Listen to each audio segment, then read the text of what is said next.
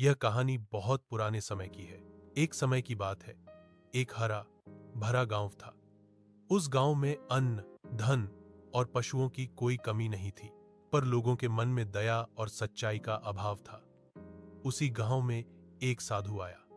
वह साधु भिक्षा मांगने के लिए घर घर जाता, पर वह झूठी प्रशंसा नहीं करता था। जब भी किसी के द्वार पर जाता तो स्पष्ट कह देता, तुम्हारे पास अन्न की कोई कमी नहीं है, फिर भी तुम कंजूसी करते हो। साधु की यह सच्चाई गांव वालों को चुभती थी। वे उसे भला बुरा कहते, अपमान करते और डंडों से भगा देते।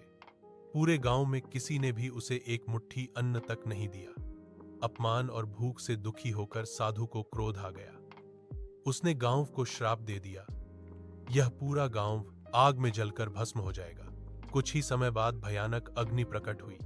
साधु ने लोगों को चेतावनी दी कि पीछे मुड़कर मत देखना। उसी गांव में एक पति पत्नी रहते थे।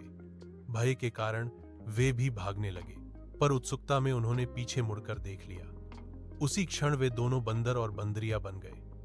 वे जंगल के एक पेड़ पर रहने लगे। उसी पेड़ पर हंस और हंसिया का एक जोड़ा भी रहता था। एक दिन वे आपस में बात कर रहे थे कि पास के तालाब में जो भी स्नान करता है वह श्राप से मुक्त हो जाता है। यह बात बंदरिया ने सुन ली। उसने अपने पति से कहा, पर बंदर ने उसकी बात नहीं मानी। गुस्से में आकर उसने बंदरिया को लात मार दी, जिससे वह तालाब में गिर गई। तालाब में गिरते ही वह श्राप मुक्त होकर 16 वर्ष की सुंदर कन्या बन गई, जबकि उसका पति बंदर ही रह गया। यह कहानी सिखाती है कि सच्चाई और विनम्रता का अपमान करने का परिणाम हमेशा दुखद होता है।